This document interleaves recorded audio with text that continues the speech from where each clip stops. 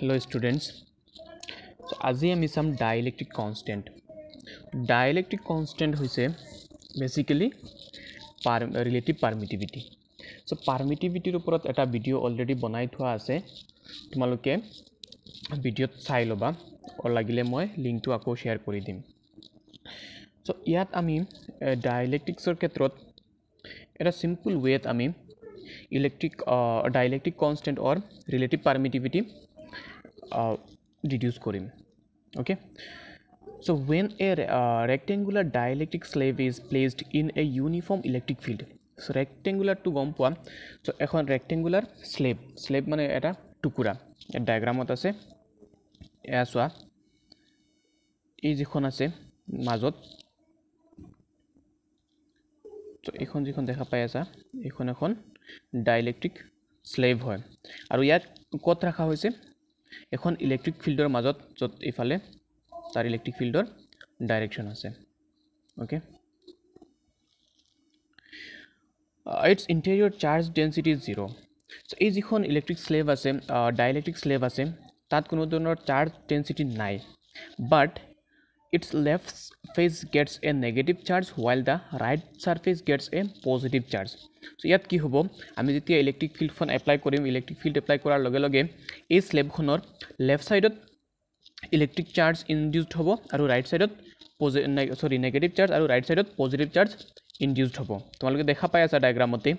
এটো কিহৰ কাৰণে হৈছে পোলাৰাইজেশনৰ কাৰণে যেটো নেকি কালিৰ ভিডিওত আমি চাইছিলো Okay, then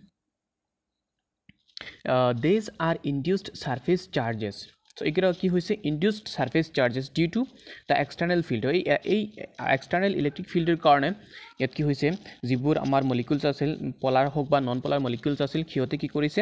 nijoke align kori pelai tate polarization kori pelai tate kisuman charge induced korise kar karone he external electric field khonor karone thus the polarized dielectric is equivalent to two charged surfaces with induced surface charge densities so এই যেটো আমাৰ এতিয়া যিখন আমাৰ ডাইলেক্ট্ৰিক polarized dielectric হৈছে so এখন কাৰ সমান two charge surface দুখন charge surfaceৰ সমান with induced surface charge densities আৰু surface charge density লৈ পেলাই এখন হিয়তে দুখন প্লেটৰ নিচিনা বা দুখন চাৰ্জ সাৰফেসৰ নিচিনা কাম কৰিছে এই যিখন আমাৰ পোলাৰাইজড ডাইলেক্ট্ৰিক আছে এই দুখন কাৰ সমান বুলি কৈছে যে দুখন সাৰফেসত অপোজিট চাৰ্জ লৈ পেলাই বা নিজকে পোলাৰাইজড কৰি পেলাই আৰু এখন কি কৰিব পাৰিছে ইয়াতে হিয়তে ইনডিউস কৰি পেলাই নেগেটিভ পজিটিভ চাৰ্জ বনাই পেলাই তাতে আৰু এখন ইলেক্ট্ৰিক ফিল্ডৰ ক্ৰিয়েট কৰিছে okay the induced surface charge set up N electric field EP due to polarized inside the dielectric so এতিয়া মই অলৰেডি কৈছো যে ইয়াত কি হৈছে এই দুখন সাৰফেস এখনত নেগেটিভ আৰু এখনত কি আছে পজিটিভ চাৰ্জ মিলি পেলাই হিয়তে আকৌ ভিতৰত আৰু এখন কি কৰিছে ইলেক্ট্ৰিক ফিল্ড ক্ৰিয়েট কৰিছে হ'ব না নহব চাই লোৱা তোমালোকে ইয়াত চোৱা আমাৰ ইয়াত চোৱা সাপোজ আমাৰ ইনট আছিল কি আমাৰ এক্সটাৰ্নাল ইলেক্ট্ৰিক ফিল্ড খন এই চাৰ্জৰ কাৰণে এই পজিটিভ নেগেটিভ যিখন ইলেক্ট্ৰিক ফিল্ড আছে সেইখনৰ কাৰণে ইনট হৈছে ইনট ইলেক্ট্ৰিক ফিল্ড তাৰ ভিতৰত অলৰেডি আছিল আগতে ইয়াৰ মাজতে পাৰ হৈ গৈছিল বা এখন স্লেবখন নাথাকাতে কিন্তু স্লেব যেতিয়া ৰাখিলো ইলেক্ট্ৰিক ফিল্ডটো দিলো দেন কি হল এই যিখন স্লেব আছে বা ডাইলেক্ট্ৰিক আছে হিহতো কি হৈছে পোলাৰাইজেশন হৈ পেলাই আৰু এখন ভিতৰতে কি হল আৰু এখন ইলেক্ট্ৰিক ফিল্ড ক্ৰিয়েট হৈ গল সেইখন কোনটো এইটো এই যিখন ইলেক্ট্ৰিক ফিল্ড আৰু ইয়াৰ ডাইৰেকশন কোন পালে হ'ব right to left যেটো নেকি আমাৰ এক্সটাৰ্নাল ইলেক্ট্ৰিক ফিল্ডৰ অপোজিট ডাইৰেকশনত আছে দেন ইয়াত আমাৰ এই স্লেবখনৰ ভিতৰত নেট আমাৰ ইলেক্ট্ৰিক ফিল্ড কিমান হ'ব যেটো আমাৰ এক্সটাৰ্নাল আছিল এইটোৰ পৰা কি হ'ব যেটো ক্ৰিয়েট হৈছে হেতু আমি মাইনাস কৰিব লাগিব হয় নহয় সো হেতু হ'ব কি আমাৰ নেট ইলেক্ট্ৰিক ফিল্ড হ'ব যেহেতু আমাৰ আগতে এখন ইলেক্ট্ৰিক ফিল্ড আছিল দেন अगेन কি হৈছে এই স্লেবটোৰ ভিতৰতে পোলাৰাইজেশনৰ কাৰণে আৰু এখন ইলেক্ট্ৰিক ফিল্ড ক্ৰিয়েট হৈ গল দেন তাত কি হ'ব এই স্লেবটোৰ ভিতৰত আমাৰ আৰু এখন ইলেক্ট্ৰিক ফিল্ড ক্ৰিয়েট হোৱাৰ লগে লগে কি হ'ব ইয়াৰ নেটটো অলপ বেলেগ হৈ যাব কেনেকা হ'ব যেটো আমাৰ এক্সটাৰ্নাল আছিল E0 - EP যেহেতু দুইটা কি হল অপোজিট ডাইৰেকশনত আছে অলৰেডি আমাৰ এফালে আছিল ইলেক্ট্ৰিক ফিল্ড এতিয়া ভিতৰত এফালে অলপ হৈ গল দেন অলপ কেনসেল আউট হ'ব হয় নহয় আলটিমেটলি অলপ নেট ইলেক্ট্ৰিক ফিল্ড থাকিব হিটু কি হ'ব নেটটো এফালে থাকিব বাট কিন্তু এই স্লেবখনৰ ভিতৰত ডাইলেক্ট্ৰিক ফিল্ডটো সৰি ইলেক্ট্ৰিক ফিল্ডখন কম হৈ যাব আৰু হিটু পৰিমাণ কি হ'ব E0 - EP okay For homogeneous and isotropic dielectric, the direction of EP is opposite to that of E0. মই অলৰেডি ক'লোঁ যদি homogeneous means কি যে আমাৰ এই polarization-টো সব জায়গাতে সেম হয় কোনো ধৰণৰ কোঅৰ্ডিনেটৰ ওপৰত ডিপেন্ড নকৰে বা আইসোট্ৰপিক মিন্স একেই কথা আৰু যে সবতে আমাৰ পলাৰাইজেশনটো ইউনিফৰ্মলি হৈছে হোমোজেনিয়াস বুলি ক'লে কোঅৰ্ডিনেটৰ কথা আহে আৰু আইসোট্ৰপিক বুলি ক'লে যে সবতে হোমোজেনিয়াস মিন সবতে সমভাৱে আমাৰ পলাৰাইজেশন হৈছে ওকে হি যি নহওক বাদ দিয়ে এইখিনি সো এই ডাইইলেক্ট্ৰিকটোৰ ক্ষেত্ৰত কি হ'ব direction of EP is opposite to that of E0 so ইয়াত আমাৰ যিখন ক্ৰিয়েট হৈছে নতুনকৈ ইলেক্ট্ৰিক স্লেবৰ ভিতৰত বা ডাইইলেক্ট্ৰিক স্লেবৰ ভিতৰতে সো এই ফিল্ডখন আমাৰ এক্সটাৰ্নাল ইলেক্ট্ৰিক ফিল্ডৰ অপোজিট ডাইৰেকশন হ'ব thus tending to reduce the original field in the dielectric আৰু কি হ'ব আমাৰ এই ডাইইলেক্ট্ৰিক স্লেবখনৰ ভিতৰত ইলেক্ট্ৰিক ফিল্ডখন কি কৰিব কম কৰি দিব the resultant field E in the dielectric is equal to E0 - EP already মই ক'লো তেতিয়া হলে এই স্লেবখনৰ ভিতৰত ডাইইলেক্ট্ৰিক স্লেবখনৰ ভিতৰত আমাৰ ৰিজাল্টেন্ট বা নেট ইলেক্ট্ৰিক ফিল্ডটো কি হ'ব E0 - EP okay and directed in the direction of E0 আৰু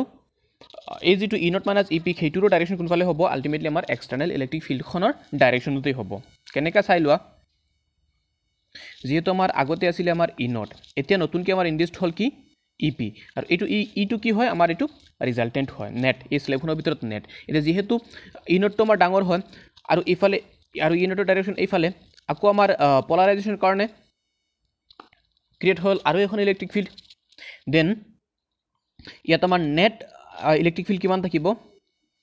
E0 - EP আৰু এই E0 - EP আমি কি লিখিছো E বুলি লিখা হৈছে ওকে সো এটো কি হ'ব আমাৰ নেট এই স্লেবখনৰ ভিতৰত নেট এক্সটাৰ্নাল ইলেক্ট্ৰিক ফিল্ড আৰু ইন্টাৰনাল ইলেক্ট্ৰিক ফিল্ডে নিজকে কেনসেল আউট কৰি পেলাই নেট এটা ইলেক্ট্ৰিক ফিল্ড থাকিল E সো হিটু হয় কি আমাৰ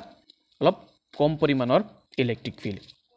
আগৰ যেটো এক্সটাৰ্নাল ইলেক্ট্ৰিক ফিল্ড আছিল তাতকৈ অলপ কম হৈ যাব এই স্লেবখনৰ ভিতৰত আমাৰ ইলেক্ট্ৰিক ফিল্ডখন ওকে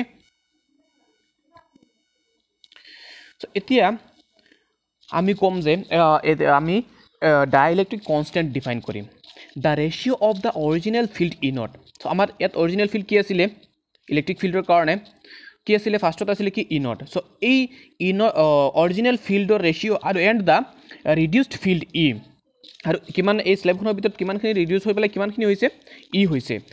so এই দুইটা ৰেশিওকে আমি কি বুলি কওঁ is called dielectric constant or relative permittivity okay so ইয়াকে আমি কি বুলি কওঁ যে dielectric constant কাৰ মাজৰ ৰেশিও k equal to E0 by E equal to E0 by E0 - EP এতিয়া চোৱা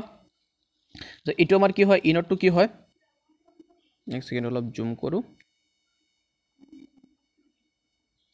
ইয়াত চোৱা E0 টো আমাৰ কি হয় original field so original field আৰু এটো আমাৰ কি হয় ৰিডিউসড ফিল্ড হয় নহয় সো এই দুইটাৰ মাজৰ ৰেশিওটো সো এখন ডাইইলেক্ট্ৰিক স্লেবে কি পৰিমাণে আমাৰ ইলেক্ট্ৰিক ফিল্ডখন কম কৰি দিব পাৰে সো সেই যেটো প্ৰপাৰ্টি সেই প্ৰপাৰ্টিটো হয় কি তাৰ ৰিলেটিভ পাৰমিটিভিটি বা ডাইইলেক্ট্ৰিক কনস্ট্যান্ট যত নেকি আমাৰ ইটো আছিল কি E0 - EP আছিল হয় নহয় সো এই ৰেশিওটো কি হয় আমাৰ ডাইইলেক্ট্ৰিক কনস্ট্যান্ট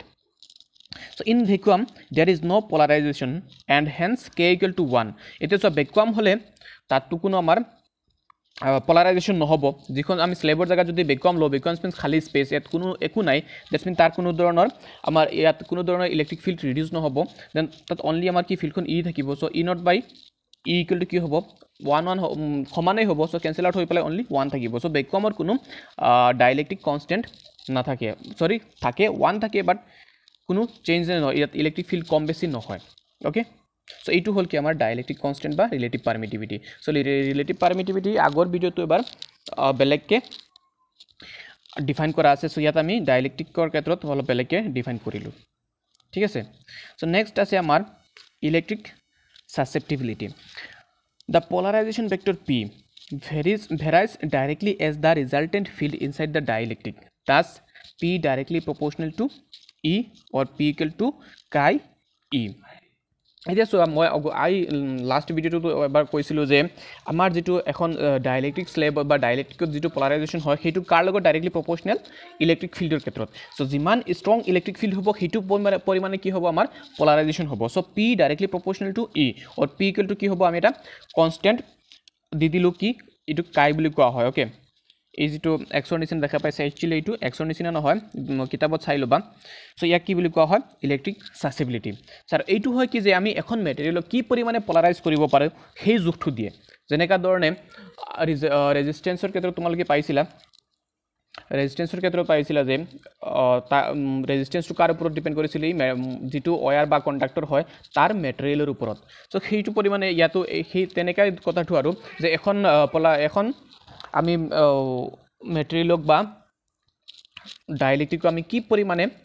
পলাৰাইজ কৰিব পাৰোঁ সেই জোখটো দিয়ে আমাৰ এই কায়ে okay electric susceptibility so' it has no' dimension ইয়াৰ কোনো ডাইমেনশ্যন নাই this constant depends on the nature of the material আৰু ই কাৰ ওপৰত ডিপেণ্ড কৰে মেটেৰিয়েলৰ ওপৰত ডিপেণ্ড কৰে it is a measure how easily a material can be polarized এইটো কি জোখ দিয়ে আমাক যে এখন মেটেৰিয়েলক আমি কি পৰিমাণে পলাৰাইজড কৰিব পাৰিম ঠিক আছে চ' আজিৰ কাৰণে ইমান হ'ব থেংক ইউ